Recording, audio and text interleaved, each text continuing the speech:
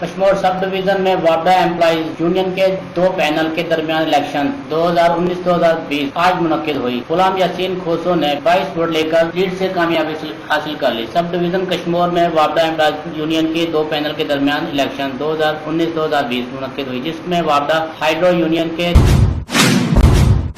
دو گروپوں کے امیدواروں کے درمیان ووٹنگ ہوئے۔ غلام یاسین کھوسو نے 22 ووٹوں سے کامیابی حاصل کر لی۔ ووٹنگ کے عمل کو شفاف بنانے کے لیے voting all Pakistan electric workers union Hyderabad کی نگرانی میں انجام پائی۔ ووٹنگ کا عمل مکمل ہونے کے بعد پریزائڈنگ آفیسر نے جیتنے والے امیدوار کا اعلان کیا۔ اعلان سنتے ہی ہائیڈرو یونین کے حامیوں نے جشن منایا اور خوب نعرے بازی۔ الیکشن کے لیے سیکیورٹی کے سخت انتظامات بھی کیا گیا۔ کیمرامین ٹیم کے ہمراہ اقرار علی فراز، راز نیوز کشمور۔